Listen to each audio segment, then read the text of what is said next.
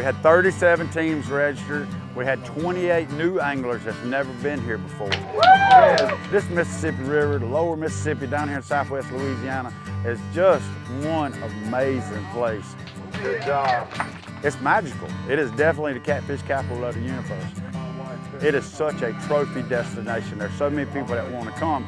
We're paying out a total of $20,000. Welcome to the St. Charles Parish Council meeting on Monday, October 6, 2025 at 6 p.m. in the council chambers in the parish courthouse.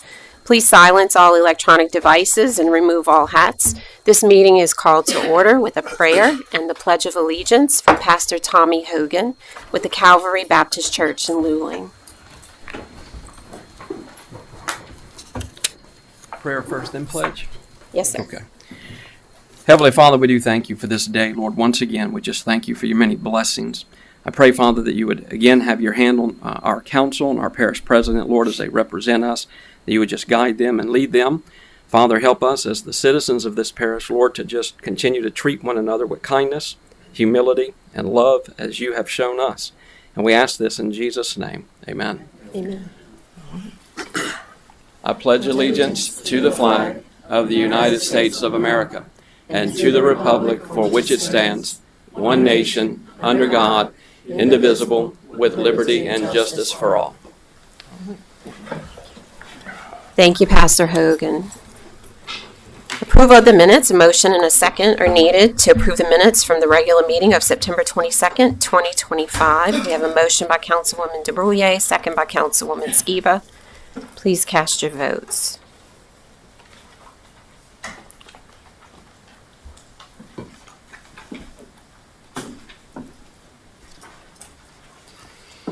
That passes unanimously with Councilman Commerdale absent this evening. Special business, proclamations, canvass returns, etc. File number 2025-0280, Board of Review. As advertised by the assessor in the official journal, the assessment list has been exposed daily for inspection by the taxpayers and other interested persons for a period of 15 calendar days. The assessor has certified the assessment list to the council, acting as the Board of Review, to receive any written or oral complaints from taxpayers desiring to protest their assessment prior to 4 p.m. on Monday, September 29, 2025. The Board of Review received the following appeals. Monsanto Company, 12501 River Road, Luling, Louisiana, and Certifit Inc., 115 Canvasback Drive, Suite 115, St. Rose, Louisiana. At this time, I would like to ask if there are any persons representing Monsanto Company that would like to come up and speak. Please do so now. Please state your name and address for the record.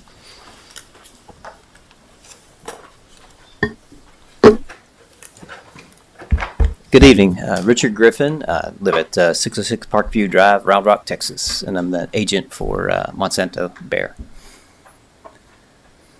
Can you go ahead? Go ahead. Okay.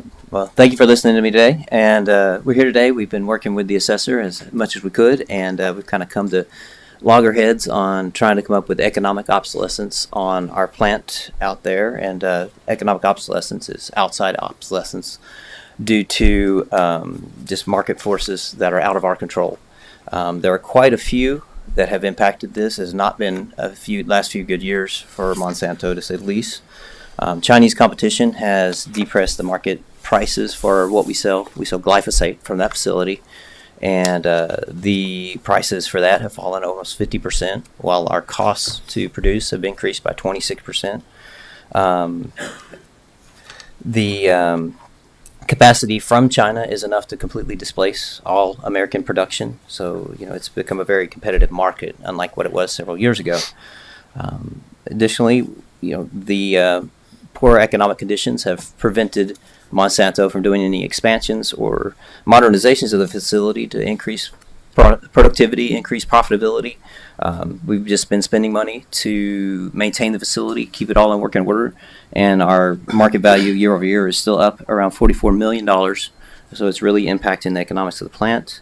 Additionally, there's kind of an elephant in the room with glyphosate. We are getting sued quite almost everywhere, I would say. There's been 93,000 cases against Monsanto and Bayer for glyphosate, and of those, 67,000 cases are still pending. It has severely impacted the profitability of not just the business, but just the site. And it has caused Monsanto to stop using glyphosate, which is the product we're producing here in Luling, in Roundup in retail consumption. So if you go buy Roundup in Home Depot or anywhere like that, it no longer has glyphosate in it. It has a different chemistry that is not made here. The other issue, Bayer's CEO has come out and said that they are considering stopping production and stopping sales of glyphosate from Bayer nationwide in the U.S. due to the litigation problems. All of these are external factors that should come into the appraisal and should impact the should impact the market value of the facility. The assessor's appraisal has not provided any economic obsolescence. It's just done on the schedule to give physical depreciation. There's no economic obsolescence been considered at all. And so we are here today to ask that our economic arguments be considered. The fact that the plant has not been updating, or at least not been expanding since this has happened, I think tells a big tale on it.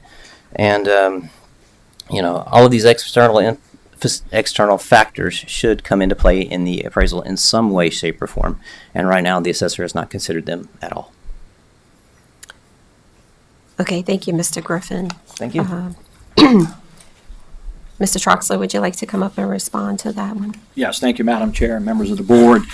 Appreciate your due diligence in this matter, as it is very important. And before I begin, I would just, because we do have representatives from the facility here other than the agent, and just to let y'all know that we do understand the economic value of this facility, and I think all of you as elected officials, we all know that this facility has been here a very, very long time. And so I just want to say that we know the importance of the site. We hope the site has a good future.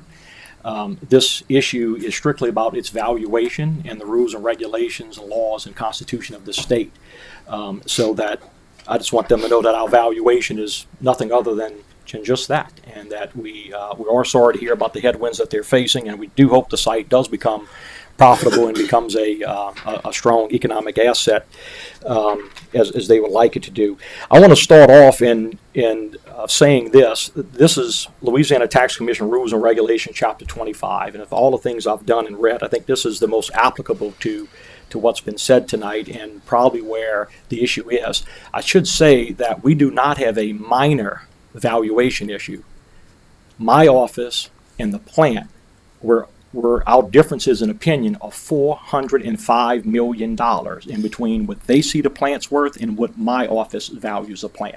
So this is a significant disagreement that we have.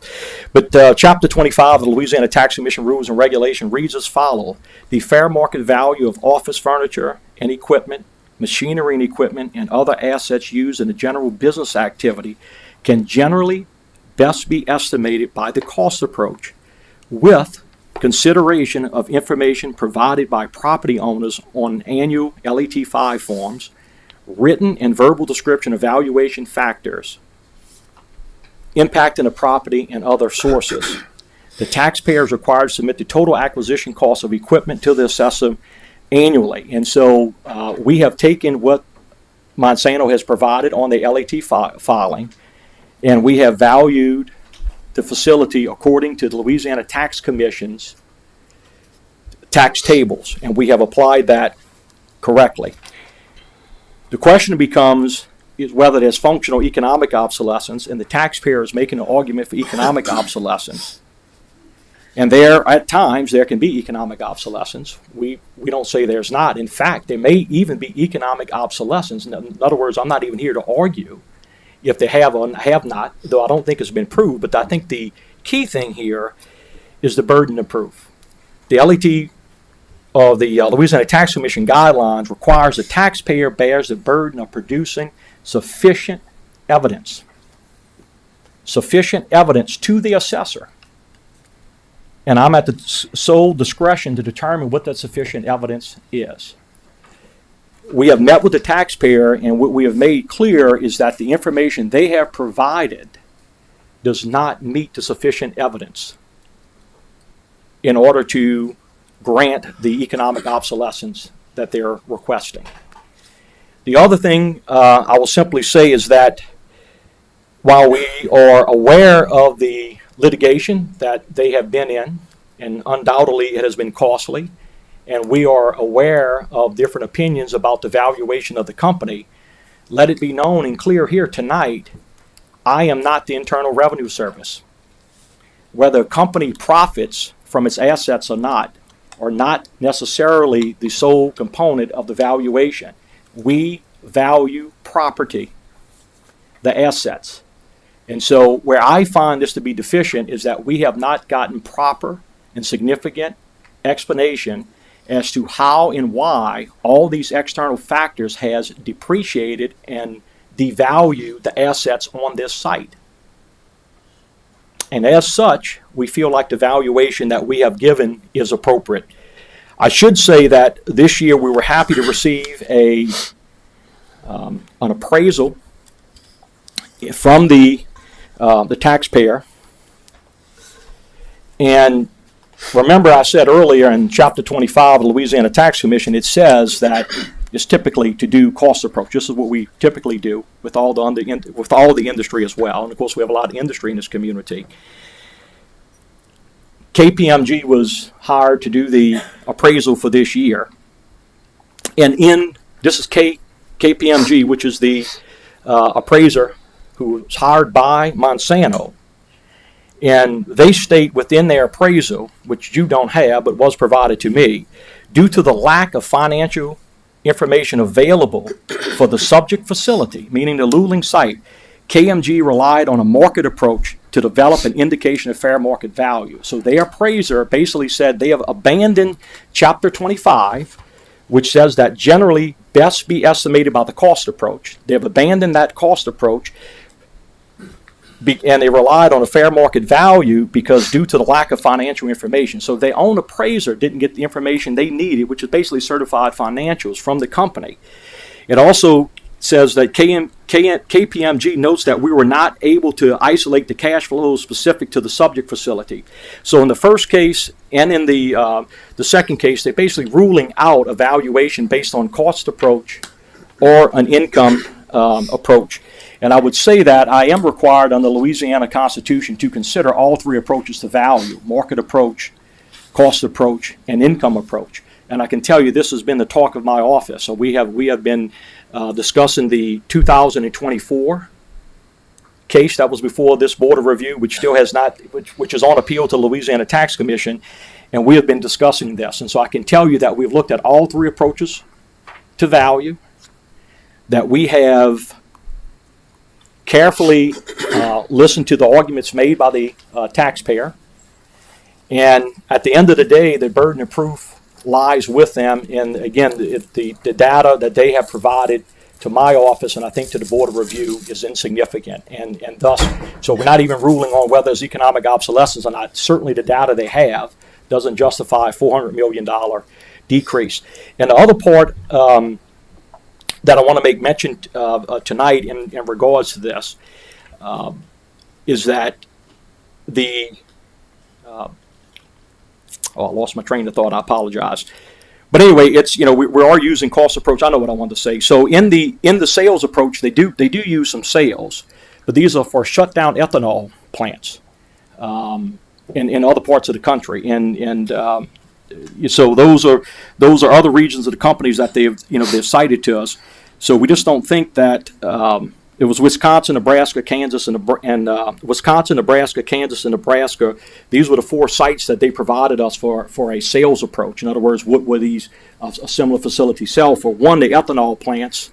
Two, they're not generally in this area. So we did look at that, but we just didn't think that's the best data. At the end of the day, we just came back and as I shared, and this is where I wanted to go, as I shared with Monsanto when we met with them, is that standing before you tonight, I can clearly justify and show you exactly how we have valued that plant according to Louisiana Tax Commission guidelines and all of the rules and professional practices of appraising in terms of cost approach. It would be much more difficult for me to stand before this body and try to explain with the data that they're providing why a $400 million reduction is warranted.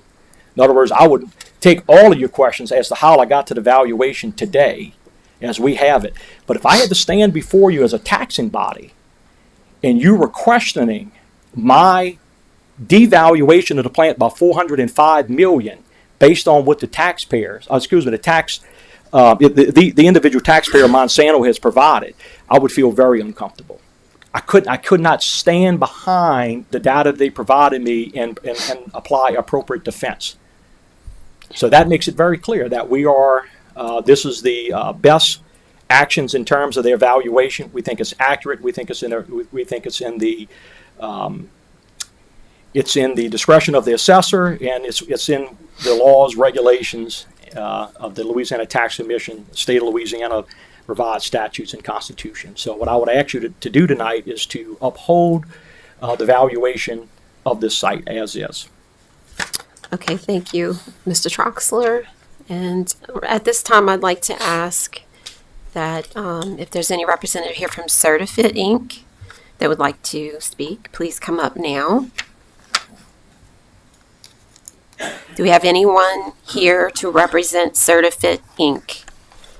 I'd ask that you come up now. Okay, seeing no one here to represent Certifit, I'm going to move to council discussion. Do we have any council discussion? Councilwoman O'Daniels. Assessor Troxler, could you describe to us our burden when reviewing your assessment of the Monsanto plant? You got to repeat that again, so I want to make sure I understand that clearly. Legally, what is our burden? It's my understanding that this is a very high burden that we have. If we want to reverse your decision, that we would have to not only find that, and this is based on my own personal research, but we'd have to find that Monsanto was entitled to an extraordinary relief of obsolescence, which what I have before me is a couple of articles, and I do have a note that there's an appendix of a KPMG appraisal, but I was not provided any appraisal information.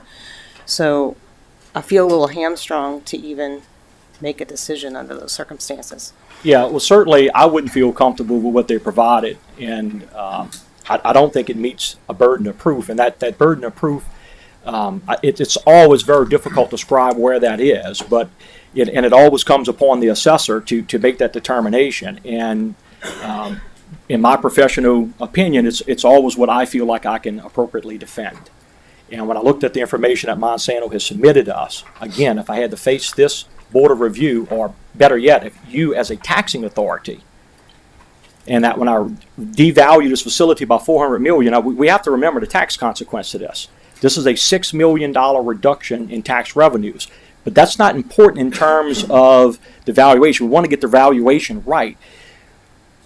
That's where they are going to want to get the valuation right. I want to get it right as well. But I have a fiduciary responsibility to you as a taxing authority that the valuations I make are true and correct. So when you ask for what the burden of proof is, it's for me to stand before you as a taxing body, not the Board of Review, but as a taxing authority, and be able to defend the decisions I've made in terms of the valuation of that plant. And like I said, as we see here, with the information that's been provided to you, I would not feel comfortable arguing for a reduction in front of you if you were questioning me as to why I did. I just look at it from the from the inverse of that. Okay. Well, from my perspective, we would have to come up with some kind of calculation or support this $400 million reduction, or we'd have to come up with a calculation alternative, and I don't have enough information here to even look at that. You're in the same boat I am in. That's exactly my argument. Councilman Fisher. Thank you, Madam Chair. I'd like the gentleman with Monsanto Bayer, their agent, to come back up. I got a couple of questions for you.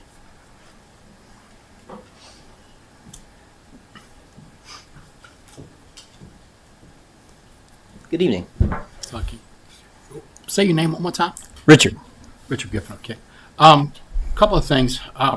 reading over the information that was provided, and then after listening to you and after listening to Assessor Troxler, I kind of looked at a couple of different notes, and basically you stated, and Troxler stated the same thing, that you guys are at a standstill. But yet on your letter of September 26th states that you're going to do another expert appraisal report. Has that been done yet? The one for this year has been completed, yes. Okay, so you have the one from KPM, Yes. but you state in your letter on September 26th, to assist in this process, Bayer is currently obtaining expert appraisal report and will share with the assessor promptly upon completion.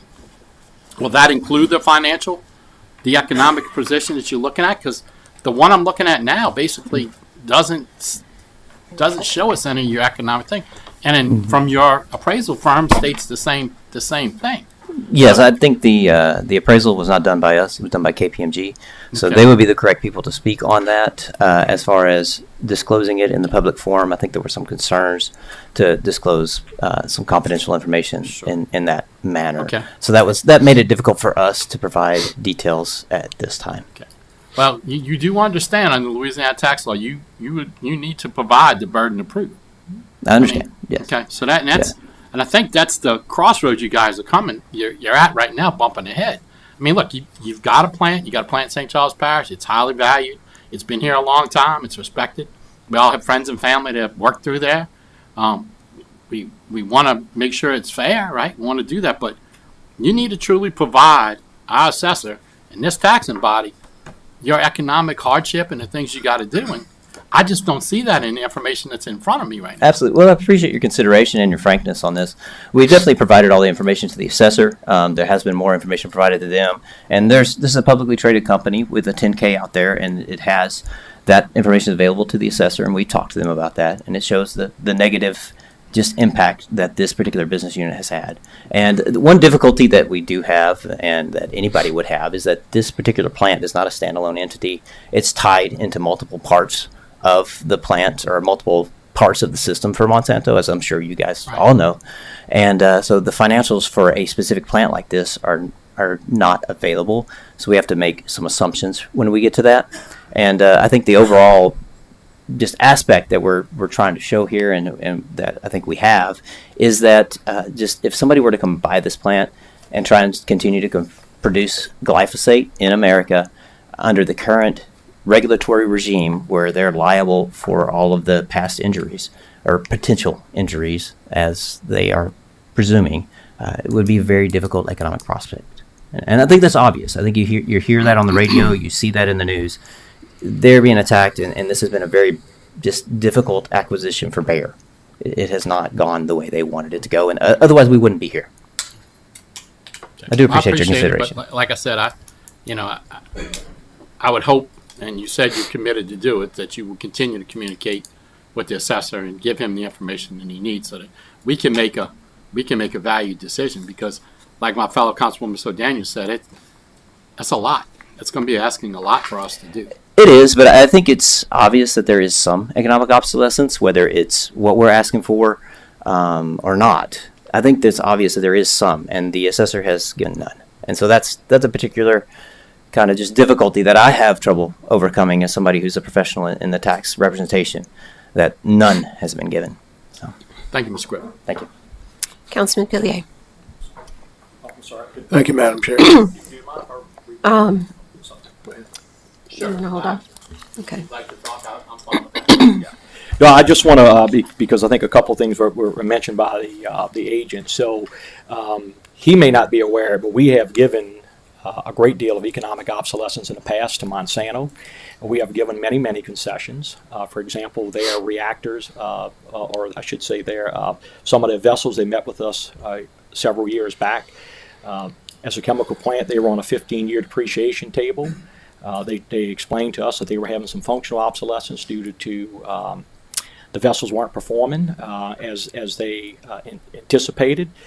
We accelerated the depreciation on those assets. We went from a 15-year depreciation table to an 8-year depreciation table, so that has saved them substantially, but listening to their cars.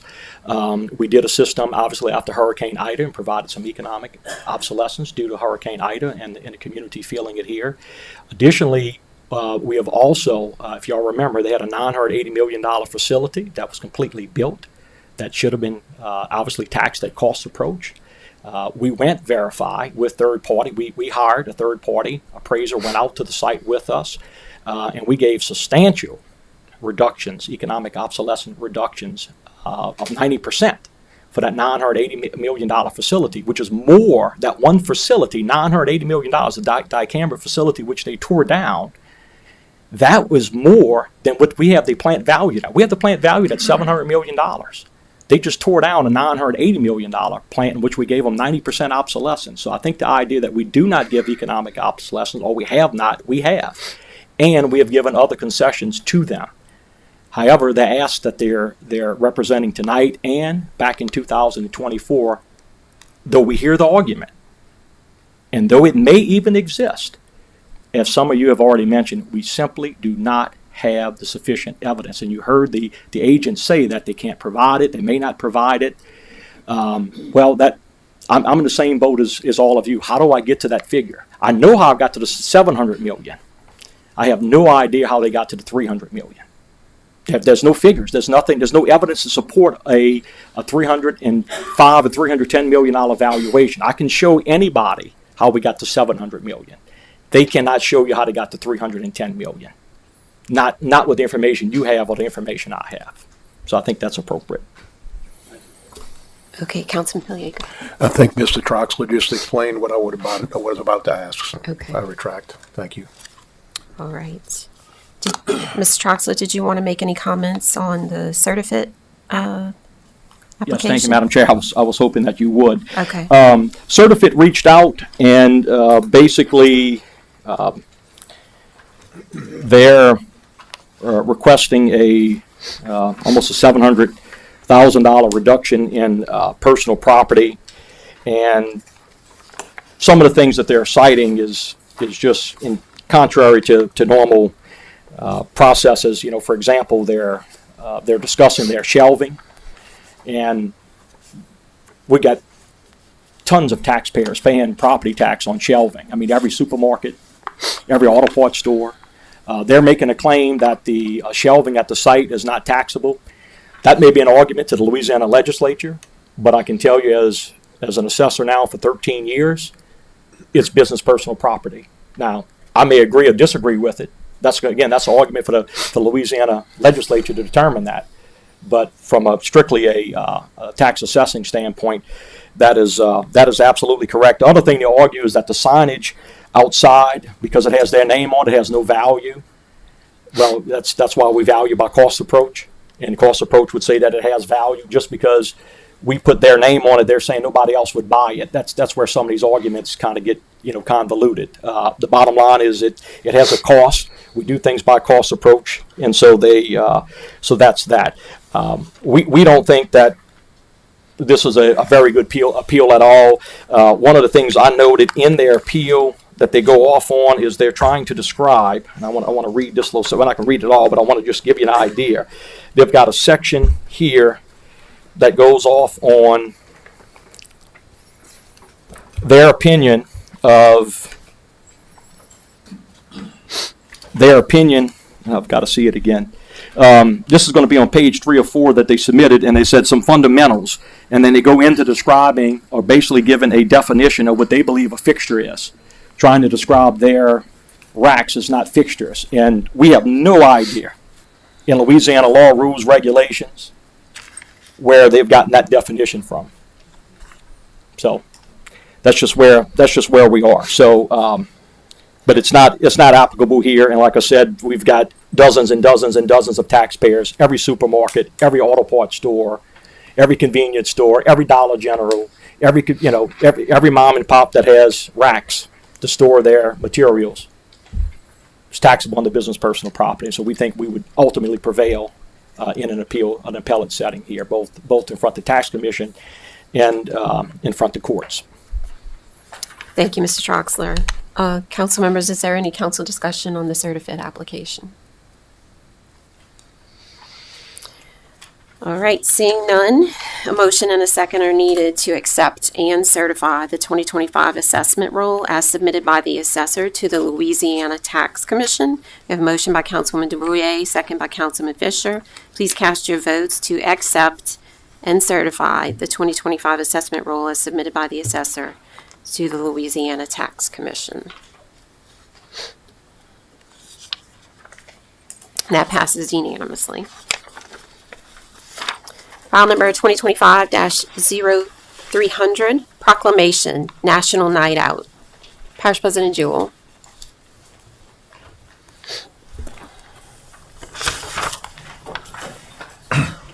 Thank you, Chairwoman. A proclamation. Whereas the National Association of Town Watch, the NATW, sponsors annually a unique nationwide crime, drug, and violence prevention program entitled National Night Out. And whereas National Night Out is an annual community building campaign that promotes strong police community partnerships and neighborhood camaraderie to make our neighborhoods safer, more caring places to live. And whereas National Night Out provides a unique opportunity for St. Charles Parish to join forces with thousands of other communities across the country in promoting cooperative policing, community crime, and drug prevention efforts. And whereas National Night Out is a year-long community building campaign designed to heighten crime and drug prevention awareness, generate support and participation in local anti-crime programs, strengthen neighborhood spirit and police community partnerships, and send a message to criminals informing them that neighborhoods are organized and are fighting back. And whereas it is essential that all citizens of St. Charles Parish be aware of the importance of crime prevention programs and the impact that their participation can have in reducing crime, drugs, and violence in St. Charles Parish. Now, therefore, be it resolved that we, the members of the St. Charles Parish Council, and the Parish President do hereby call upon all citizens of St. Charles Parish to join the Sheriff's Office in supporting National Night Out on October 21st, 2025. Be it further resolved that we, the members of the St. Charles Parish Council and the Parish President, do hereby proclaim Tuesday, October 21st, 2025, from 5 p.m. to 9 p.m. as National Night Out in St. Charles Parish. And here to accept this proclamation tonight with us is Chief Deputy Joe Ganote with the St. Charles Parish Sheriff's Office.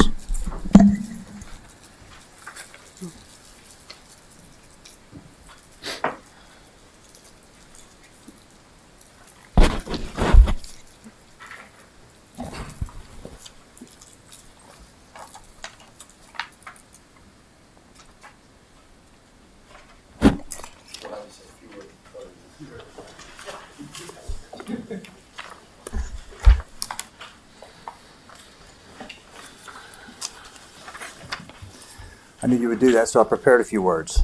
So, first of all, huge thanks to Parish President Jewell, members of the council, and to highlight such a great event. Obviously, we do this every year.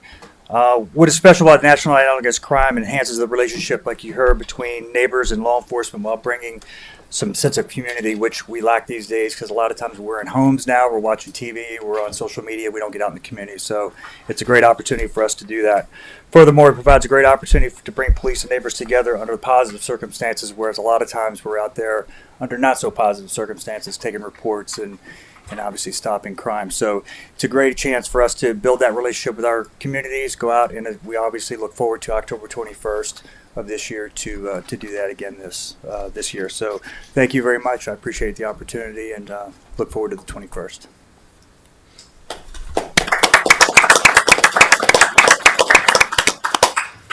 Thank you, Chief Ganote. Reports, finance and administrative activities. File number 2025-0302, River Parish's Tourist Commission. And we have Ms. Denise Burrell here to report.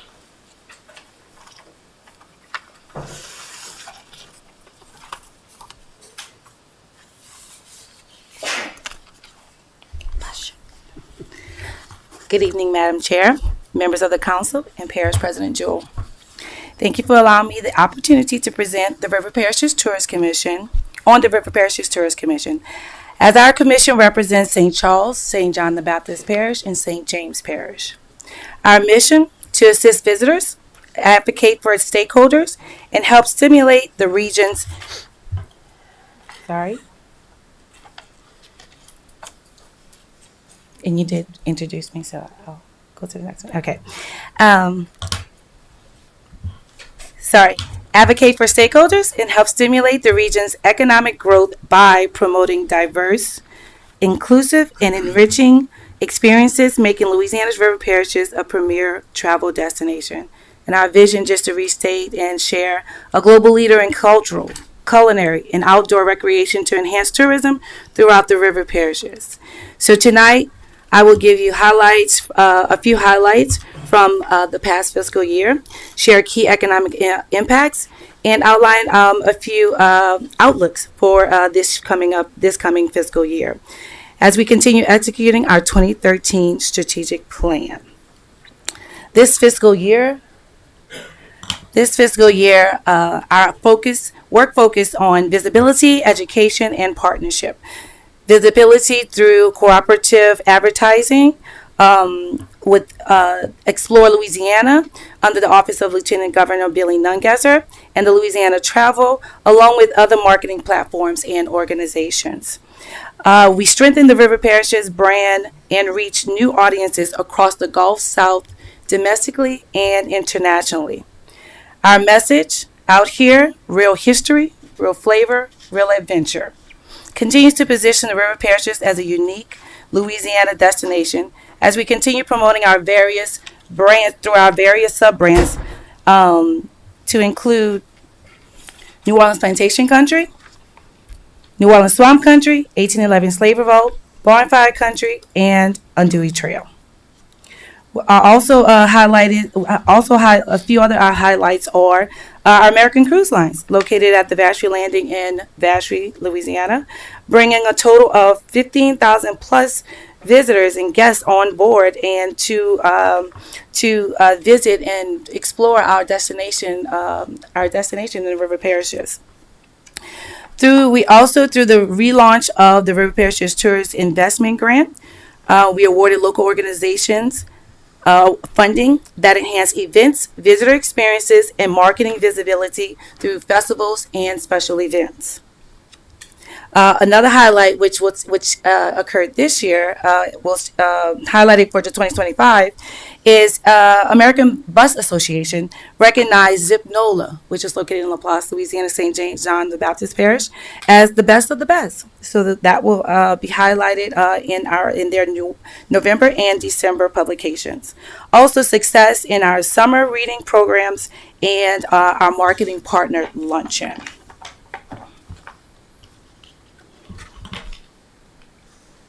Economic impact. Tourism remains a major contributor of the River Parishes economy. Tourism is economic development.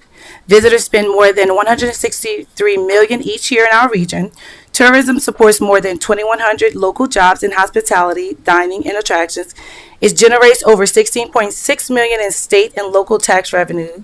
And without those visitor dollars, each household in the River Parishes would pay about $1,309 more per year in taxes. Tourism is not just a marketing initiative, it's an economic engine that funds local services, sustains small businesses, and lessens the tax burden on residents. Our recent 2024 numbers, we are still awaiting from the state. We continue with partnerships.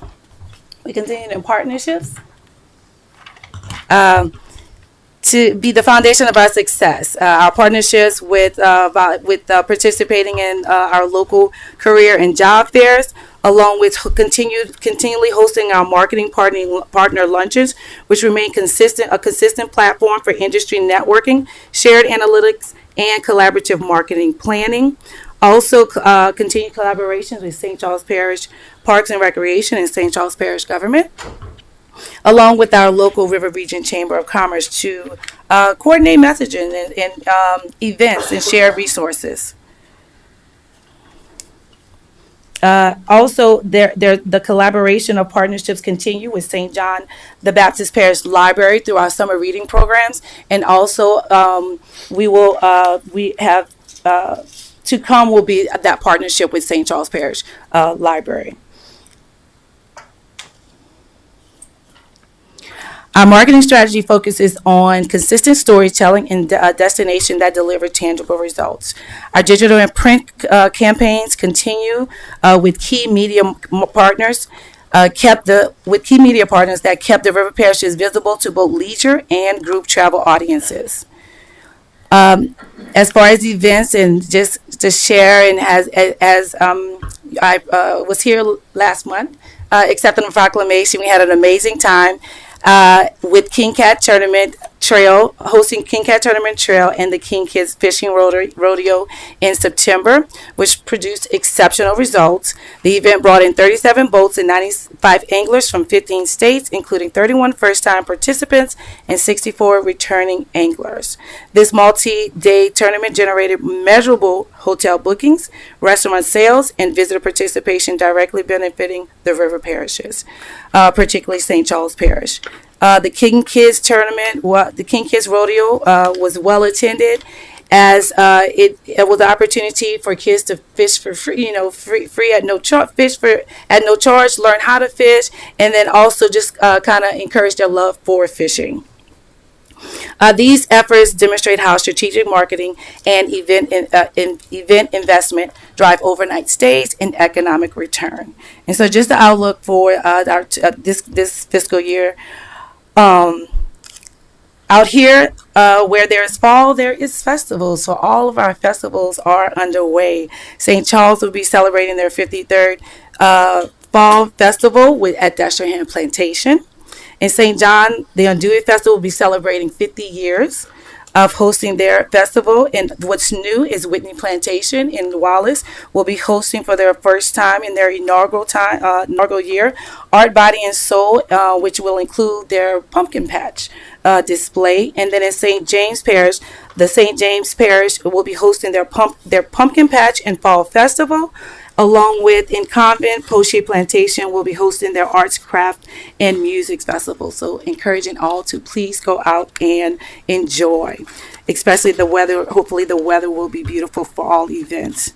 Also highlighting our priorities for this fiscal year, just the relaunching of the River Parishes Tourism Summit in 2026, launching of the River Parishes Ambassador Program to train community and industry representatives, rolling out a partner resource portal on our website, lariverparishes.com, with marketing and grant tools, updating our website with new design, refreshed photography, and improved visitor navigation, launching of the Frontline FAM Tour to build local tourism knowledge. Continued FAM tours, and also my team and I will continue attending conferences and trade shows to promote Louisiana's river parishes.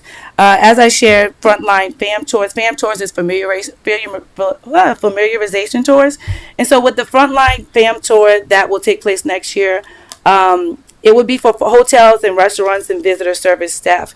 This initiative for this fiscal year will allow frontline employees to experience our attractions firsthand so they can better promote themselves to visitors.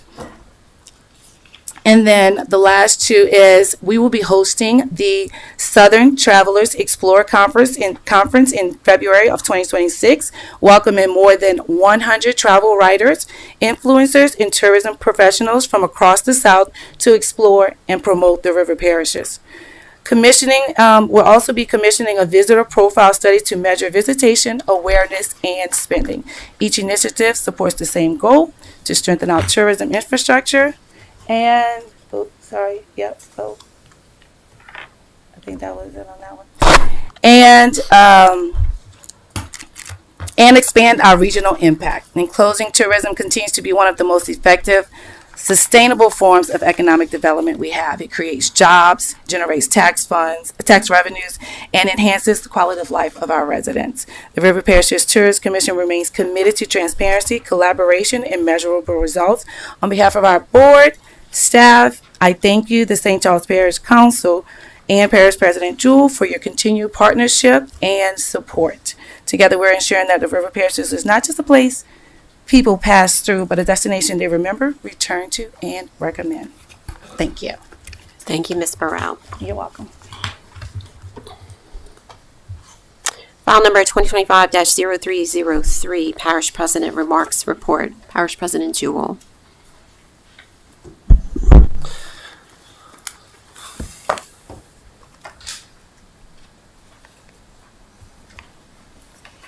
Guess I gotta get the clicker. Oh, you can do it for me? Oh my gosh. Thank you. Just send an invoice. All right. Okay, we're going to start with a road closure. This morning, CC Road closed, and it will be closed for a few weeks as we work on the months number 1 and months number 2 pump stations. For those council members who came out to the ribbon cutting and then subsequently went out to the sites afterwards, you saw how close the construction is to the actual road. Sheet piles literally being driven next to the road. So as they're bringing in large equipment, driving large pilings, it's best that we don't have anybody passing on the road just for safety purposes. And we'll just go to the next slide and go right into it, because I think we're going to talk about that. As you can see, there's the construction right next to the road. At months number 1, concrete piles are being driven. And then we had some good news this past Friday. The test pile at months number 2 was tested and passed. Now they are removing the reaction piles and all of the other equipment that goes along with it, so that they can order and install the piling. So this is always good news. We have come to this council in the past when we've had a failure of a test pile. Those are never fun because it means we have to spend more money. We need a longer piling. And we're doing everything, I believe, to the core standard with a factor of 2 failure. So making sure that this thing is going to be put in place and doesn't budge. Doing it the right way. Next is our Battle for the Paddle setup. We always want to say thank you to the United Way of St. Charles Parish for their continued partnership with St. Charles Parish as they host the Battle for the Paddle. And a big thank you to our employees in our recreation, our government buildings, our public works teams who help set up barricades, cones, and help coordinate over 250 cooking teams that show up at the Edward A. Dufresne Community Center every year. This is right off of the heels of the Alligator Festival, where our public works crews do a lot to support that as well. Okay, our annual Veterans Luncheon is coming up. So St. Charles Parish veterans and their spouses are invited to our annual Veterans Luncheon on Thursday, November 6th at the Edward A. Dufresne Community Center. If you'd like to be included in our Veterans Tribute, please send a service photo with name, branch, rank to publicinfo@stcharlesgov.net. You can also, if you need a little help with that, you can call our recreation department and they'll help you get that information in as well. Okay, we had National Public Lands Day on September 27th, and we celebrated with a crew in the Army Corps of Engineers. And you can see the crew of volunteers there. They did a cleanup and a planting in the spillway, and this helps ensure our coastal areas become more resilient. Obviously, we know the importance of trees when it comes to stabilizing soil on our coastal areas. So they did that out in the spillway. Okay, want to say thank you and want to say welcome to Alex and Michael, who are going to be joining us in the recreation department, as we are going to have some upcoming retirement. We are making sure that we have coverage and that we have the extra help that we need as we centralize Booster Club responsibilities parish-wide. Alex Romero is a native of Bayou Gauche. He grew up in our rec program. He graduated from Hahnville High School and then went to play football at Nicholls State University. And then after college, he played for the New Orleans Voodoo and the San Francisco 49ers. Alex taught and coached at Hahnville and was a volunteer coach when his children played rec ball. Michael Young is a St. Rose native who grew up playing for Parks and Rec, and then graduated from Destrehan High School. He played football for Notre Dame and then later went on to the later went on to the University of Cincinnati, completing his master's in sports administration while also playing college football. After college, Michael played for the Indianapolis Colts and then the Houston Texans. Following his professional football career, he returned home to Louisiana, where he coached and mentored young athletes at DPT Gym in New Orleans. We're excited to have these two on as we not only work to coordinate and take over those booster club responsibilities, but that we build better relationships with our booster clubs and work to maximize the number of kids who are participating in our program, and to just bring some extra, extra, I don't know what I want to call it, extra consistency to the program and growth as we move forward. I think Alex and Michael are going to provide that for us. And we will move on to Recreation Night. The DHS Parks and Recreation Night will be at DHS Football Parks and Recreation Night is happening on October 10th at 7 p.m. as the Wildcats take on HL Bourgeois at home. Athletes in flag football, tackle football, or cheerleading recreation will receive free entry to the event. You have to be in your uniform. Football players can report to the field before the game starts and enter the field with the DHS team and stay through the national anthem. Primetime Seniors Fall Festival. The Primetime Seniors Fall Festival will take place on Thursday, October 30th from 11 a.m. to 2 p.m. at the Edward A. Dufresne Community Center. Seniors are invited for a fun-filled day with a 50-50 raffle, costume contest, door prizes, and seasonal festivities. To RSVP for this and for transportation, please call 985-783-6683 by October 20th. And then just last but not least, we will give a sales tax update. Sales taxes dipped very slightly from the month of August 2024 to August 2025. This represents just under $50,000 in reduction. Overall, year to year, we are still up 5.83%, or about $1.8 million versus the first eight months of 2024. And that, Chairwoman, that completes my report. Thank you, Parish President Jewell. Ordinances, resolutions, Councilman Fisher. Thank you, Madam Chair. I just want to say thank you for the parish's support, the parish president, Public Works, the crews, Brandon, Dominic, and Ed. So the Norco 100 celebration was this past Saturday. So it was a wonderful turnout for a community event. Thank my fellow council people that had joined this celebration and came out there.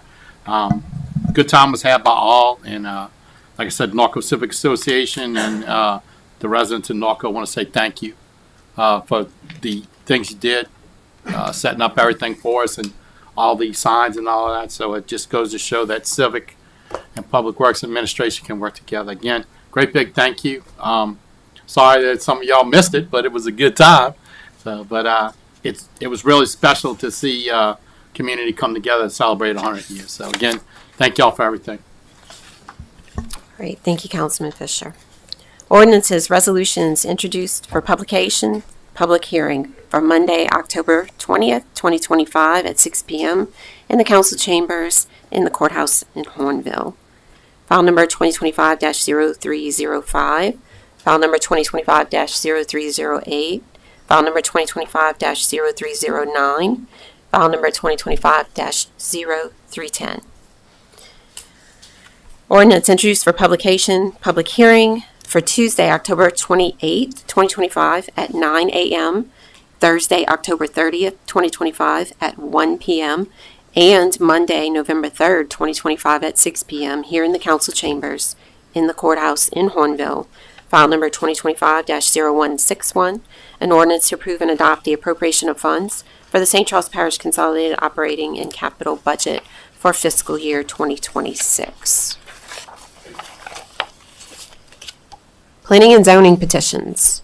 File number 2025-0286, an ordinance to amend the St. Charles Parish zoning ordinance of 1981 to change the zoning classification from M1 to C2 on Lot 4-11-A-5 Plantation Business Campus, 13 080 River Road, Destrehan, as requested by Edward Email III for TKENQ LLC. Mr. Albert. Thank you, Madam Chair. This request is to rezone one parcel from M1 Light Manufacturing to C2 General Commercial. The request meets all three of the zoning evaluation criteria. The department as well as the Planning Commission recommend approval. Thank you. Thank you, Mr. Albert.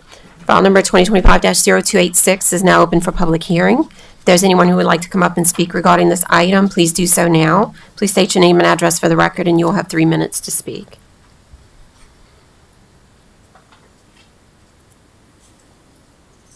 Thanks, Madam Chair. Edward Email, 21 Shadow Lane, Destrehan, and I'm the one requesting a change, so if y'all had any questions for me after the public hearing. Thank you, Mr. Email. We'll call you up if we have any questions. All right. Seeing none, public hearing.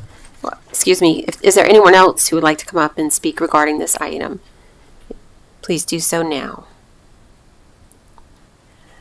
Okay. Seeing none, now the public hearing is closed. Is there any council discussion? All right. Seeing none, please cast your votes for file number 2025-0286.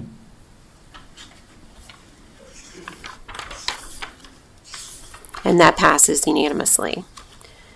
File number 2025-0287, an ordinance to amend the St. Charles Parish zoning ordinance of 1981 to change the zoning classification from C2 to C3 on lots 1B-1 and 1B-2, Block J, Ellington Gardens, 207 and 211 Angus Drive in Luling, as requested by Richard D. Whitney Jr. for Whitney Properties 7 LLC. Mr. Albert. Thank you, Madam Chair. This request is to rezone two parcels from C2 General Commercial to C3 Highway Commercial. The department recommended denial, finding that it did not meet any of the review criteria. However, the Planning Commission recommended approval following the public hearing. Thank you. Thank you, Mr. Albert. File number 2025-0287 is now open for public hearing. If there's anyone who would like to come up and speak regarding this item, please do so now. Please state your name and address for the record, and you have 3 minutes to speak. Hi, Richard Whitney, 14471 River Road in Hanville. I'm the applicant. I'm here if you guys have any questions. I'd be happy to answer them. Appreciate your consideration. Okay, thank you, Mr. Whitney. Is there anyone else who would like to come up and speak regarding this item? Please do so now. Please state your name and address for the record, and you have 3 minutes to speak. Okay, seeing none, the public hearing is now closed. Is there any council discussion? Mr. Pillier. Excuse me, Councilman Thank you, Pillier. Madam Chair. I'd gone to the Planning Commission meeting. I'm a ex officio member of that committee, and I spoke in favor of this. In fact, I did the same thing a year and a couple of months ago. And the commission then, as they did recently, approved this petition to change from C2 to C3. And knowing what this piece of property is like and what Mr. Whitney's facing, he has a piece of stranded property in what he has, and he can't seem to move it and put it into commerce. And I think this will allow him some opportunity to do that.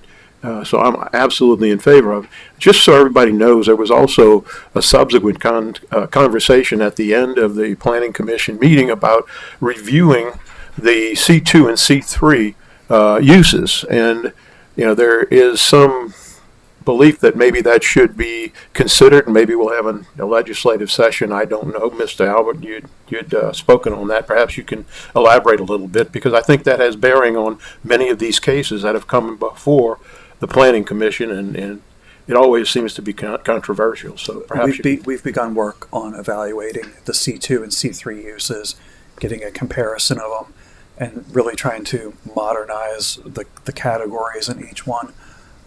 We plan to talk to the Planning Commission about that on Thursday night and give them an update before we really get into the work of drafting and presenting something that could go to Legislative Committee. Perfect, thank you. I would just ask my fellow council members to please consider this, because this gentleman has potentially an opportunity to put this into commerce, which he hadn't been able to do over about the last 15 or 16 months, given the same set of circumstances. So I appreciate your consideration. Thank you. Thank you, Councilman Pillier. Councilwoman DeBruyer. As the councilwoman for this district that this property is in, I've received no complaints or concerns, and I fully support it as well. Thank you, Councilwoman DeBruyer. Councilwoman O'Daniels. Thank you, Madam Chair. I think this is the night that we release a bunch of stranded property. This particular piece of property is stranded due to restrictions on use.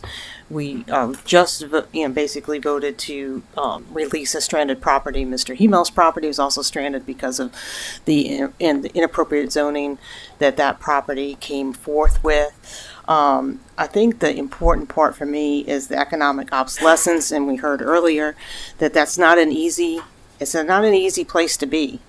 And if Assessor Troxclair determines that this property is basically useless in its current zoning, then I think we need to seriously consider releasing this property back into commerce. Thank you. Thank you, Councilwoman O'Daniels. Any other council discussion? Mr. Whitney, can you come up for a minute? I have a few questions.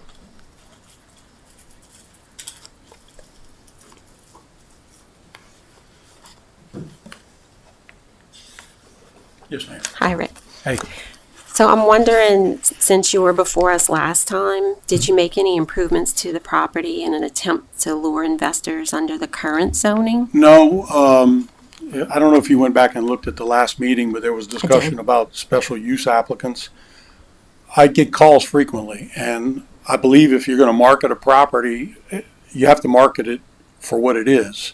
So, for instance, I can't take the property, and this is a ridiculous example, but I can't market it as an M1 or an industrial type property if that's not what it is. If you read the regulations for C2, and again, I respectfully disagree with planning and zoning, I think that the physical characteristics of this property don't meet the criteria that are viable in a C2 zoning district in that particular area. This property is surrounded by institutional uses. Now, I've had people contact me frequently, and everything that I'm approached about is a C3 type use, where it's a warehouse, an office, and then like a yard where you'll park trucks, where you'll park your equipment, your materials, things of that nature. I went so far as to actually bring a potential applicant. I wasn't real fond of their business, but just to make the point, I brought an applicant into planning and zoning, sat down in the meeting room, and was told in no uncertain terms that, one, they weren't allowed there, number two, that they would not accept a special use application on that property. Don't know why, but I assured them that I would be coming back after I waited out the year to reapply. As far as improvements to the property, no. I mean, we cut the grass. I'm a little behind on the grass. I had 2 hand surgeries, so I'm a little behind on that right this second. But to answer your question, no, I've just been using it for storage. Okay. I did watch the Planning Commission meeting, and the question I had is the neighboring adjacent property owner is Access Health, and they have their own board, the Community Health Center. Did you contact the board to ask Community Health? No, I have Yes. not. I have not. I've spoken with Ray Gregson, Chamber of Commerce, I believe, director, or I forget what department it is. He indicated to me that he had spoken with the hospital and that they didn't have any formal objection. Now, nothing was put in writing, and I think you're on the board for the hospital, so I don't know that there was anything. Well, you didn't come before the board. That's what I'm saying. To I don't think one way or the I don't other. think the board did Right. anything.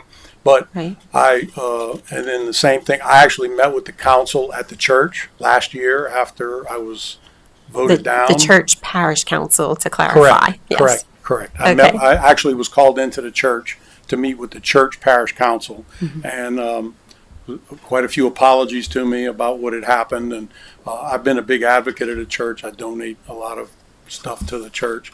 And same thing with the school board. I think Mr. Rome was here, and he clarified. He said, we don't have any objection on record. Now, there was no particular vote for it, but there was no objection issued against it either. I think you also, if you look in the file, there's a letter from the VFW saying that they are agreeable with it as well. You have to understand, this property is completely surrounded by institutional use.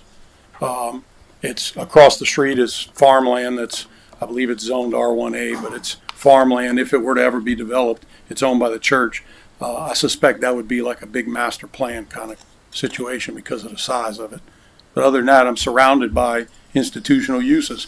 And incidentally, the parish, St. Charles Parish, the hospital, and the school frequently use the parking lot over there for... Okay. You answered my question Okay. about whether you had consulted with the community Okay. center. Thank you so much. Very much. Anything else? Not Did at you have this any time. other ones? Okay. No, All right, thanks.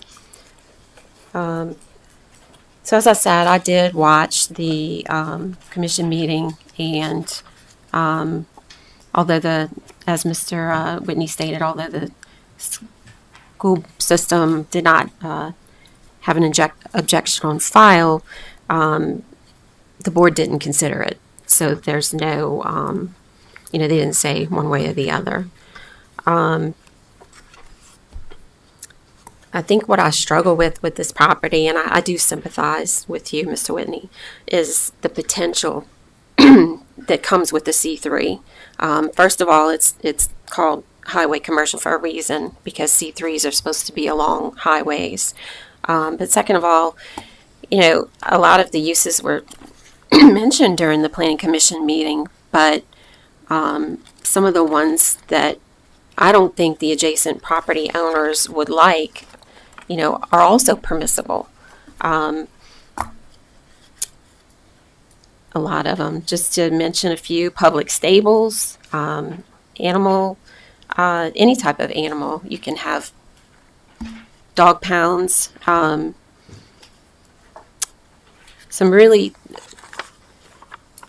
I guess, interesting, and with special permits, bar rooms, nightclubs, lounges, and dance halls. If you read the list, those are some that I struggle with, because we don't know what will happen if you indeed do get the zoning granted tonight and the property is sold in the future. The other thing that I struggle with is creating spot zones, because what people don't understand is when we do create a spot zone, it opens the door for other spot zones nearby to repeated of the same type zoning. I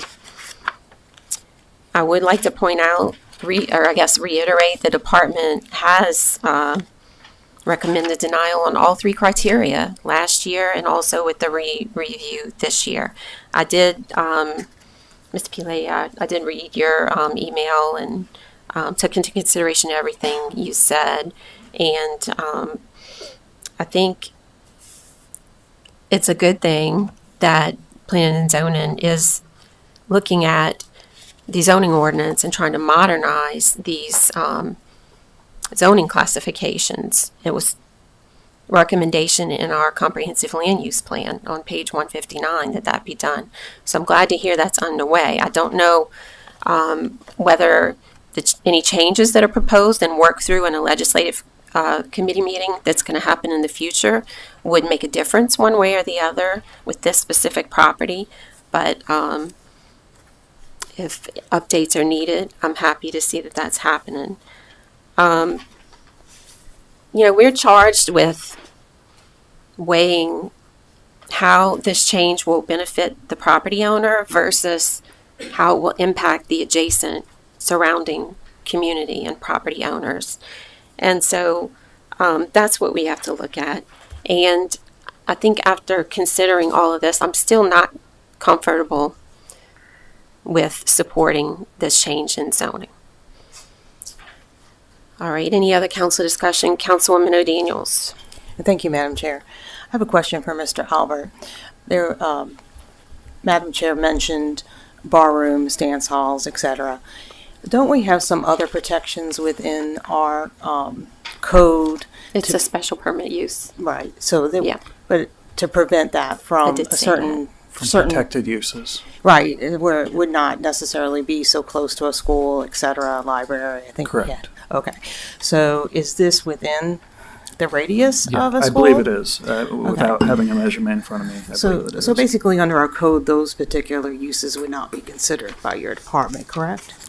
I don't think it would be eligible for a bar. Thank you. Okay, any other council discussion? Councilman Pilier. Thank you, Madam Chair.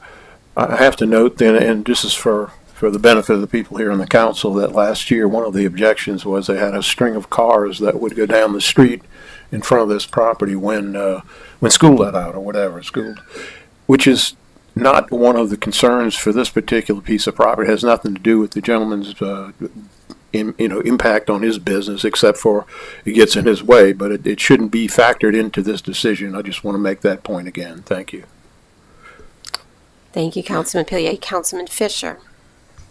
Thank you, Madam Chair. Mr. Albert, what are the few C3 uses that are considered through a special permit review process? If we grant C3 to this property, what are some of the things that they have to come get a special permit for? If you give me 1 second, I'll be able to tell you. I want to make sure I've got it correct.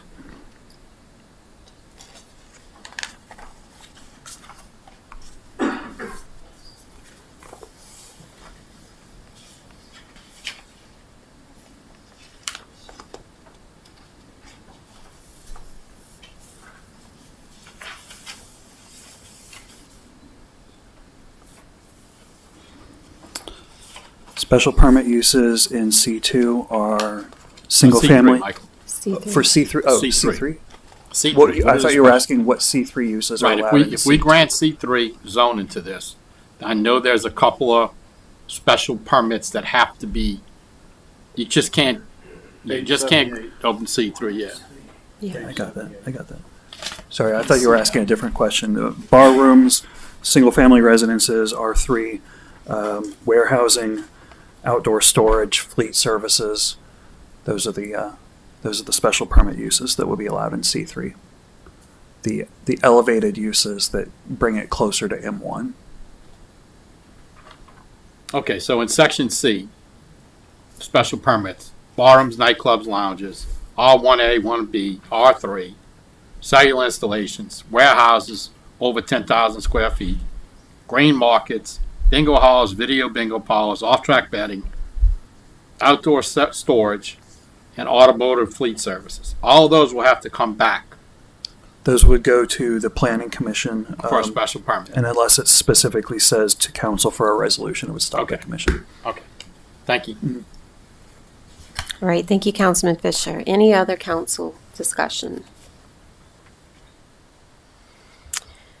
All right, seeing none, please cast your votes for file number 2025-0287.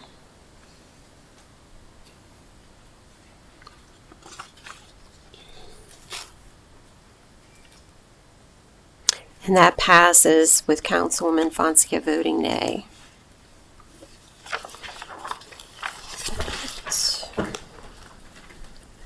File number 2025-0288, an ordinance to amend the St. Charles Parish zoning ordinance of 1981 to change the zoning classification from R1AM to R2 on Lot 46, Block E, Oak Ridge Park, Section 1, 1017 Paul Frederick Drive, Luling, as requested by Dana Davis.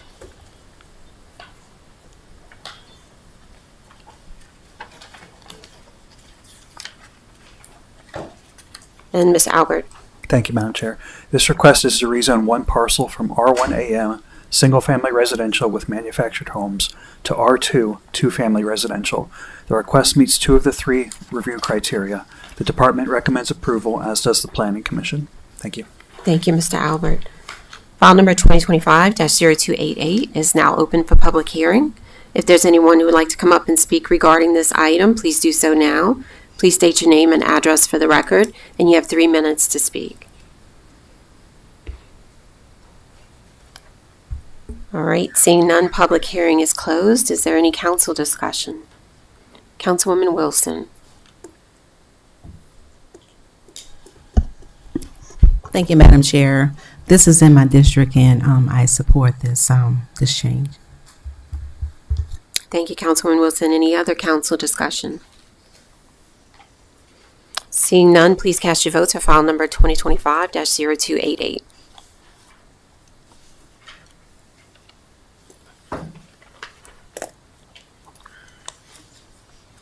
And that passes unanimously. File number 2025-0289, an ordinance to amend the St. Charles Parish zoning ordinance of 1981 to change the zoning classification from R1M to R1AM on Lot 16, Block 1, Lone Star Park subdivision between 116 and 118 Louis the First Street, Luling, as requested by Edith Esmeralda Perez Zapata. Mr. Albert. Thank you, Madam Chair. This request is to rezone one parcel from R1M manufactured home and resident recreational zoning to R1AM single-family residential with manufactured homes. The request meets all three of the evaluation criteria. The department as well as the Planning Commission recommend approval. Thank you. All right, thank you, Mr. Albert. File number 2025-0289 is now open for public hearing. If there's anyone who would like to come up and speak regarding this item, please do so now. Please state your name and address for the record, and you have 3 minutes to speak.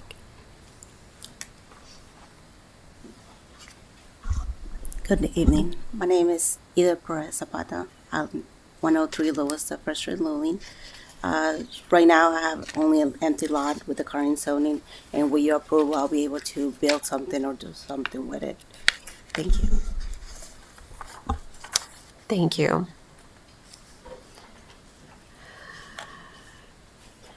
If there's anyone else who would like to come up and speak regarding this item, please do so now. Please state your name and address for the record, and you have 3 minutes to speak. Richard Whitney, 14471 River Road. I own a good bit of the adjacent property, and I support what she wants to do. No objection. Thank you, Mr. Whitney. Okay, if there's anyone else who would like to come up and speak, please do so now. Seeing none, public hearing is closed. Any council discussion? Okay, seeing none, please cast your votes for file number 2025-0289.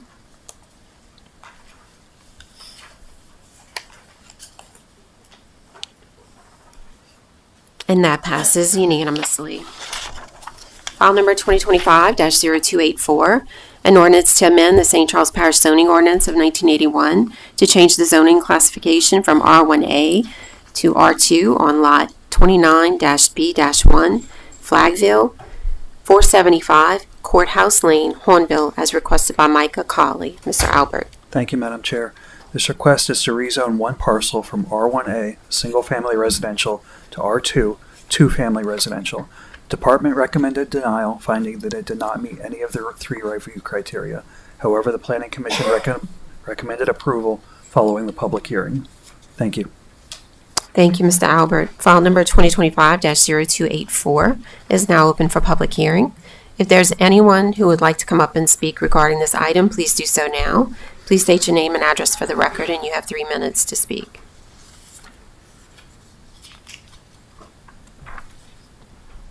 All right, seeing none, public hearing is closed. Any council discussion? Councilwoman Wilson? Thank you, Madam Chair. Again, this is in my district, and I am in support of this as well. Thank you, Councilwoman Wilson. Any other council discussion? Seeing none, please cast your votes for file number 2025-0284.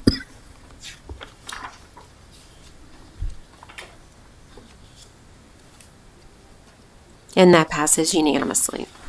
Ordinance is scheduled for public hearing introduced at the previous meeting. File number 2025-0203, an ordinance to amend the St. Charles Parish Code of Ordinances, Appendix A, St. Charles Parish Zoning Ordinance of 1981, Section 8, Site Plan Review and Design Requirements, F, Off-Street Parking in General, 2, to exempt off-street parking for manufactured and mobile homes in R1AM zoning districts from permanent dust-free paving. Mr. Albert. Thank you, Madam Chair. This ordinance revision comes back to you tonight following comments from the council. The new version of this ordinance proposes to exempt manufactured and mobile homes in the R1 AM zoning district from the requirement to install permanent dust-free parking. Essentially, due to the relocatable nature of the housing in question, the use of aggregate materials would be permissible for parking and driveways. The department recommends approval, as does the Planning Commission. Thank you. Thank you, Mr. Albert. File number 2025-0203 is now open for public hearing. If there's anyone who would like to come up and speak regarding this item, please do so now. Please state your name and address for the record, and you have 3 minutes to speak. Seeing none, public hearing is closed. Any council discussion? Councilman Pilier? Thank you, Madam Chair. At the council meeting where this was postponed indefinitely, I was the one to bring that to the attention of the Planning and Zoning Commission, and this has been modified to address that requirement for the mobile or mobile type homes, and I fully support it now. Thank you.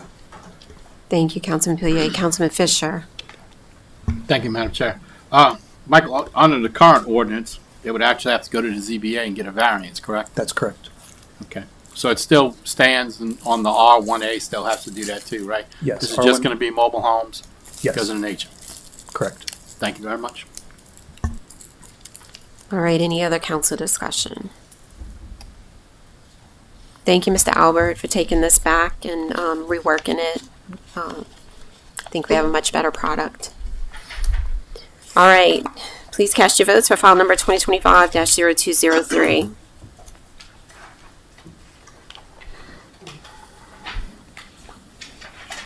And that passes unanimously. File number 2025-0291, an ordinance to amend the St. Charles Parish Code of Ordinances, Appendix A, St. Charles Parish Zoning Ordinance of 1981, Section 6, Zoning District Criteria and Regulations, B, Residential Districts, 1, R1A, 2, Spatial Requirements, Items C3 and D1, and 2, R1AM, 2, Spatial Requirements, Items C2 and D1, and Section 7, Supplemental Use and Performance Regulations, Accessory Buildings, to increase the minimum setback for accessory buildings from 3 feet to 5 feet. Mr. Albert. Thank you, Madam Chair. This one takes a little explaining. Currently, the accessory building setback is 3 feet from the property line. The Permitting Division has been increasingly aware of a conflict with this requirement. Building code requires 10 feet of separation between structures when no fire-rated walls are in place. What this has led to are property situations where 2 neighbors want sheds and the eventual distance between them is 6 foot. So the last owner to come in attempting to place a shed either has to fire rate the building, which is typically not a service provided by the shed companies, or relocate the building to be compliant based on a situation their neighbor already has. We really don't have that situation in zoning otherwise. The code amendment aims to resolve these conflicts by establishing a default 10 feet of separation, 5 on each side. The department recommends approval, as did the Planning Commission. Thank you, Mr. Albert. File number 2025-0291 is now open for public hearing. If there's anyone who would like to come up and speak regarding this item, please do so now. Please state your name and address for the record, and you have 3 minutes to speak. All right, seeing none, public hearing is closed. Any council discussion? Seeing none, please cast your votes for file number 2025-0291.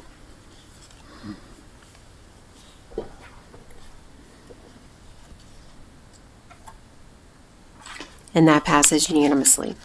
File number 2025-0293, an ordinance to amend the St. Charles Parish Code of Ordinances, Appendix C, St. Charles Parish Subdivision Regulations of 1981, Section 2, Subdivision Procedure, E, Preliminary Plat Requirements, Item 3E, and Section 4, Design Standards, B, Sewerage System, 1, Design Criteria, to establish a waiver process for use of private sewer facilities. Mr. Albert. Thank you, Madam Chair. This ordinance seeks to clarify the process for the option of private sewer services for a subdivision in place of connecting to the parish-wide sewer system. Any request to utilize a private sewer system is treated as a deviation from the standard use of the parish's master sewage plan. As such, the director may choose to require that the proposal seek a waiver through the standard subdivision waiver process. This ordinance specifically codifies the requirement, making the waiver request an enumerated item for review. The department recommends approval, as does the Planning Commission. Thank you. Thank you, Mr. Albert. File number 2025-0293 is now open for public hearing. If there's anyone who would like to come up and speak regarding this item, please do so now. Please state your name and address for the record, and you will have 3 minutes to speak. Seeing none, public hearing is closed. Any council discussion? Councilman Pillier? Thank you, Madam Chair. This is probably sounding a little bit on the picky side, but in the third whereas, the parish hopes to affirm. Do we pray to affirm, or do we intend to affirm? I don't know. It's just sounds kind of funny. Would we consider wanting to modify that, or what? Or let it ride? Just a question. The council can choose to modify it if they wish. However, it's just a whereas. It's not in the ordinance itself and the what the council actually hereby ordained. So really the whereas is just a clarifying statement. If the council feels they want to motion to change the word hopes to something else, they can motion to modify it, and it would not be a substantial change. Not worth the energy. Thank you. All right. Thank you, Councilman Pillier. Any other council discussion? Councilman Fisher? Thank you, Madam Chair. I know this is going to bring it's a starting process, right, to get away from this. And I know it's going to most probably take us several times to get where we truly want to be, but we have to start someplace. Our subdivision ordinance, as it stands right now, needs to be amended. It has to be. I would like to see it even further, but I know at this time we can't do that. But I would like to look at actually putting in the subdivision. If people want to do this, the requirements, the specifications, the parish's evaluation of the sewer system, and its connectivity to the future. Because as we've seen in several locations in the parish where private sewers were permitted in the past, we've got issues. We're dealing in Councilman O'Daniel's district right now with some of that stuff. So this is a good start, but I want to see it further. So whether it be a legislative committee, but I would like to see the administration and Public Works and Wastewater get together and start putting something together for us to start looking at so that we can approve our subdivision ordinances to include this, because look, we're going to have to plan for the future. So we might get approached with this again with bigger subdivisions, but like I said, great start. And I'd like to see a little bit more on it. So open to legislative committee meetings if you guys want to have it. So I appreciate the effort that went into this. Thank you, Councilman Fisher. Parish President Jewell. Thank you, Chairwoman. Again, this is just clarifying that a waiver is required. Obviously, we have standards in the Code of Ordinances for subdivisions. We have a parish master plan, which identifies the direction of the parish. And we just wanted to make it crystal clear in ordinance that when you do deviate from our master plan and do deviate from the code where it stands today, that does require a waiver. Thanks. Thank you, Parish President Jewell. Councilwoman Daniels. Thank you, Madam Chair. I think a lot of the confusion comes in the fact that this is in the subdivision regulations, but the subdivision regulations are incorporated into our commercial properties as well. So there may be certain circumstances where commercial property would have to come in and ask for a waiver to be able to have a private system. Generally speaking, in St. Charles Parish, we have no private systems currently, so it all works together. The code all flows together, so they want to make sure that it's clear that waiver process is required. Thank you. Thank you, Councilwoman O'Daniels. Any other council discussion? Okay, seeing none, please cast your votes on file number 2025-0293.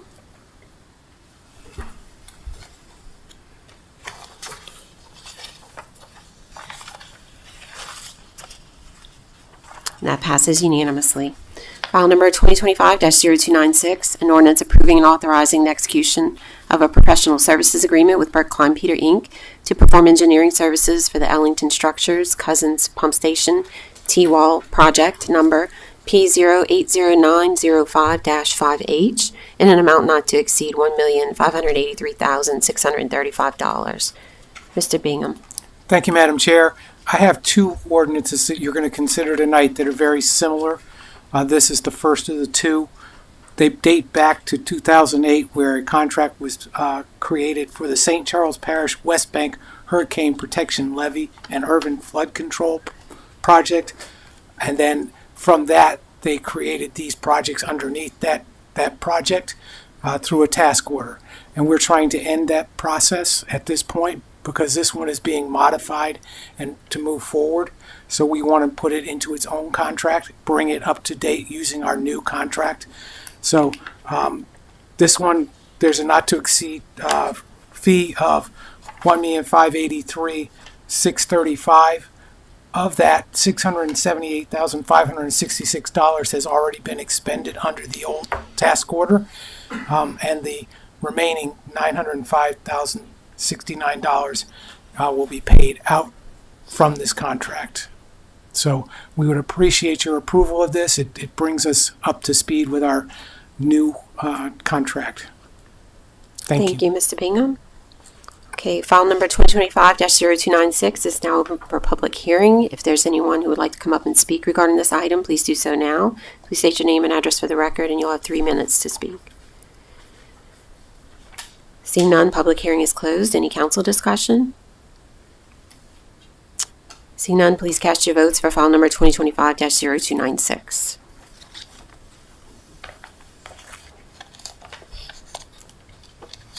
And that passes unanimously. File number 2025-0297, an ordinance approving and authorizing the execution of a professional services agreement with Burke Klein Peter Inc. to perform engineering services for the Sunset Drainage Pump Station rehabilitation, project number P080905-11D, in the not to exceed amount of $1,095,840. Mr. Bingham. Thank you, Madam Chair. This is the second of those two ordinances that I talked about, and we would appreciate your support of that. Thank you, Mr. Bingham. File number 2025-0297 is now open for public hearing. If there's anyone who would like to come up and speak regarding this item, please do so now. Please state your name and address for the record, and you'll have 3 minutes to speak. All right, seeing none, public hearing is closed. Any council discussion? Seeing none, please cast your votes for file number 2025-0297.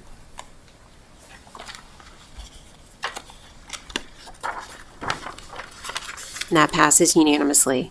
File number 2025-0298, an ordinance approving and authorizing the execution of a professional services agreement with Eustace Engineering, LLC, to perform geotechnical services for the Ellington Structures Cousins Pump Station T-Wall, project number P080905-5H, in the lump sum of $118,000. Mr. Bingham. Thank you, Madam Chair. This contract with Eustace Engineering expired when they did the work back a number of years ago. With some of the changes in this project, we need to do another boring to get information, and this is the contract to do that. This is in support of that T-wall, Cousins Pump Station T-wall, and it requires a deeper boring than we have currently on file. So we would appreciate your support for that. Thank you, Mr. Bingham. File number 2025-0298 is now open for public hearing. If there's anyone who would like to come up and speak regarding this item, please do so now. Please state your name and address for the record, and you'll have 3 minutes to speak. Seeing none, public hearing is closed. Any council discussion? Parish President Jewell. Thank you, Chairwoman. Very important project. Thank you, Chairwoman. A very important project coming up that we hope to get out to bid early next year in Q1 of 2026. We're making sure that our geotechnical is absolutely spot on because we will be building this wall, Sam, I think 2 feet higher, correct, to 16 and a half feet? 16 and a half feet, so it will be 2 feet taller than our normal hard structures along this alignment, just like the Kellogg T-wall is at 14 and a half feet.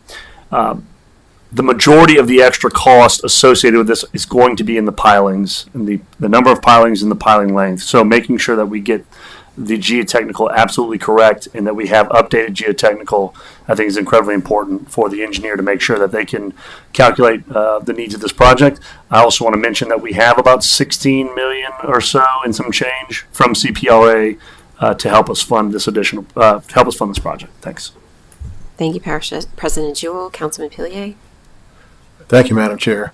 Mr. Jewell, does this also take into account the Stillwater Heights? I'd seen a memo about that you had sent a letter to the Corps of Engineers. How much of an impact are we seeing in this particular project or projects? $2 million impact to this project based off of the new Stillwater Heights. After having a discussion with the Corps, we're going to move forward at this height. We don't think that the Stillwater Heights are going any higher. We do hope that they come down a little bit, but working with the Corps, they believed that it was prudent to keep the height at 16.5 feet for this project. And then we will, I say we, but most of the Corps will work on ways to retrofit other projects that we've completed in future years, whether that be breakwaters in front of our hard structures or physically adding on additional height to those structures as well. So we think it's prudent. CPRA was in that meeting as well. They agree with us, and the Corps is going to give us some priority on our 408 review. This will be under a 404 permit, but we will have to go and get 408 engineering review, but not the full 408 permit. Gotcha. Thank you for the clarification, President Jewell. All right, thank you, Councilman Pillier. Any other council discussion? Okay, seeing none, please cast your votes for file number 2025-0298.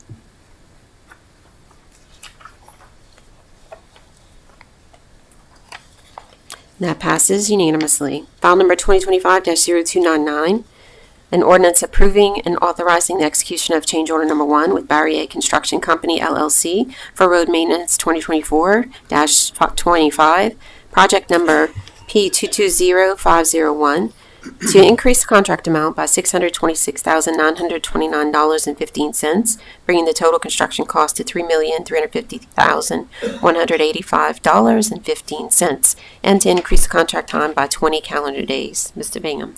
Thank you, Madam Chair.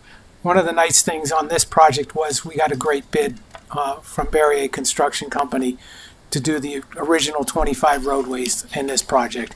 And that left us consider a good buffer. We had $3.4 million in our budget. We got a bid of $2,723,256. So we decided to move forward with adding more roadways, getting more work done under that current contract with those great prices. And we added 17 additional roadways for this year, which eliminated, our goal has always been to eliminate our poorer roads and upgrade them to be into the good and very good range. So this did that, and we're happy to have done this, and we would appreciate your support for this change order. Thank you. Thank you, Mr. Bingham. File number 2025-0299 is now open for public hearing. If there's anyone who would like to come up and speak regarding this item, please do so now. Please state your name and address for the record, and you have 3 minutes to speak. Okay, seeing none, public hearing is closed. Any council discussion? Seeing none, please cast your votes for file number 2025-0299.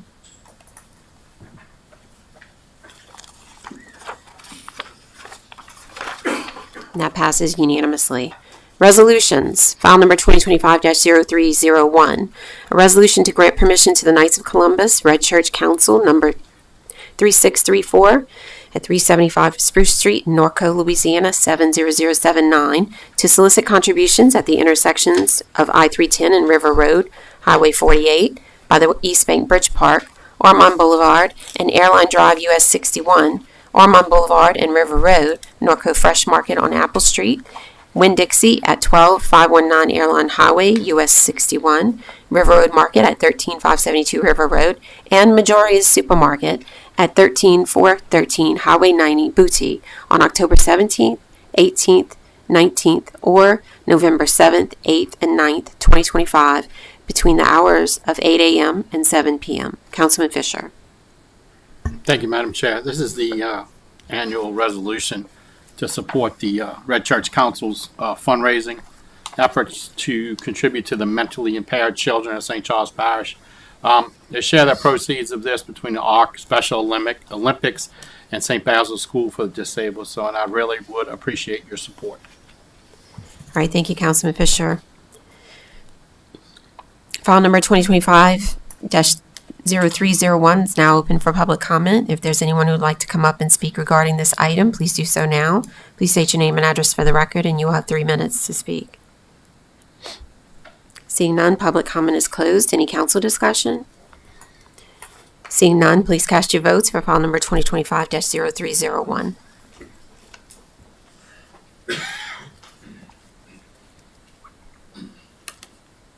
And that passes unanimously. File number 2025-0307, a resolution authorizing the St. Charles Parish Council to approve the industrial tax exemption application for W.R. Grace and Company, project ID 20230486-ITE, for participation in the industrial tax exemption program for expansion and safety improvements at W.R. Grace in Norco, Louisiana. Mr. Beard.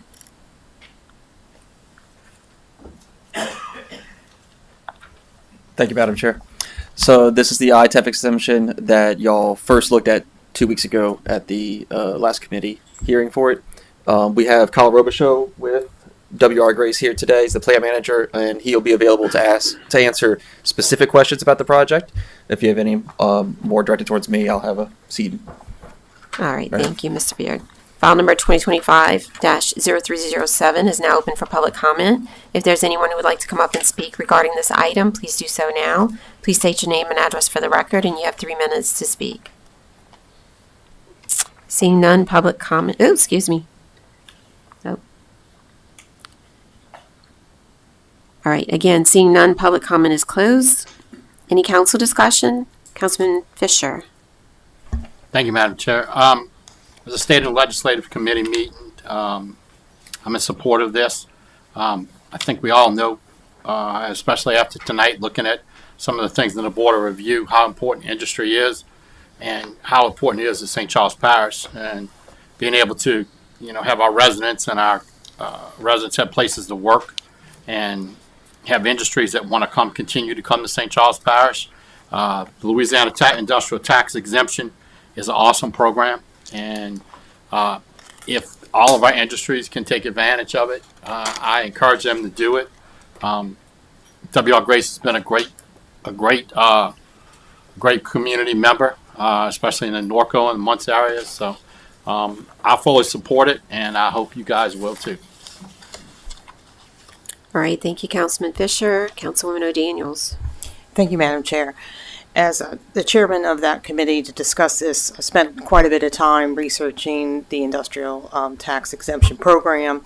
The actual resolution walks you through why we actually sat on the board versus the streamlined process that the state has today, and each individual component of W.R. Grace's application met the standard, and we do appreciate them coming and explaining their process, and we look forward to having them work with our community as a partner. Thank you. Thank you, Councilwoman O'Daniels. Any other council discussion? All right, seeing none, please cast your votes for file number 2025-0307.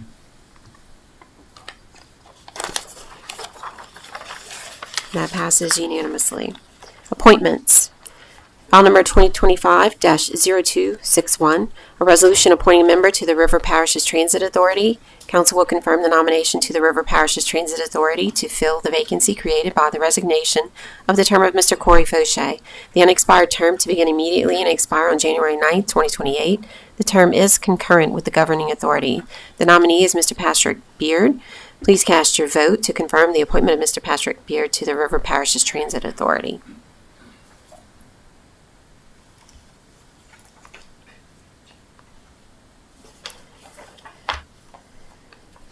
And that passes unanimously. File number 2025-0304, accept the resignation of Ms. Frances Annie F. Harmon, St. Charles Parish Library Board of Control District 2 Representative. Please cast your vote to accept the resignation of Mrs. Frances Annie F. Harmon on the St. Charles Parish Library Board of Control District 2 Representative.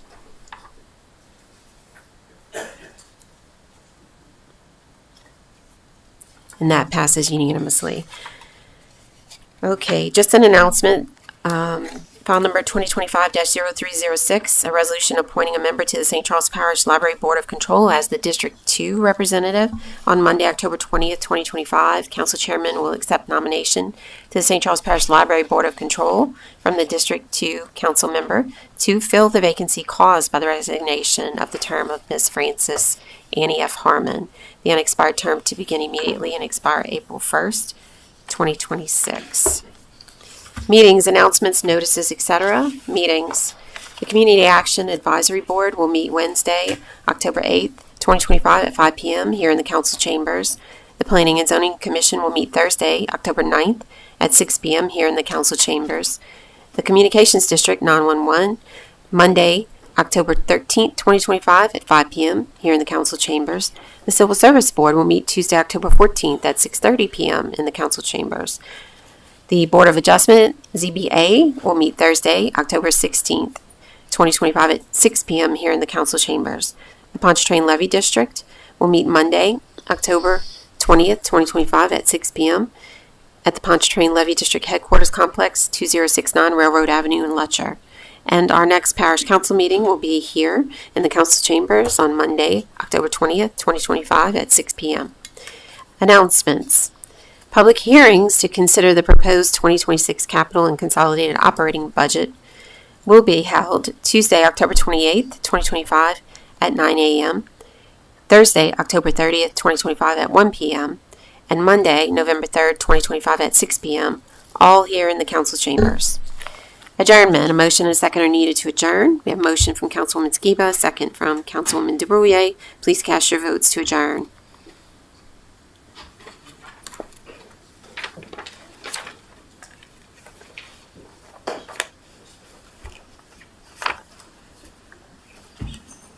Michelle.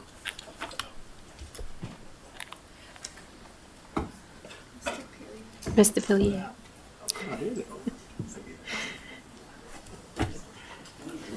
And that passes unanimously. Have a great evening. We are officially adjourned.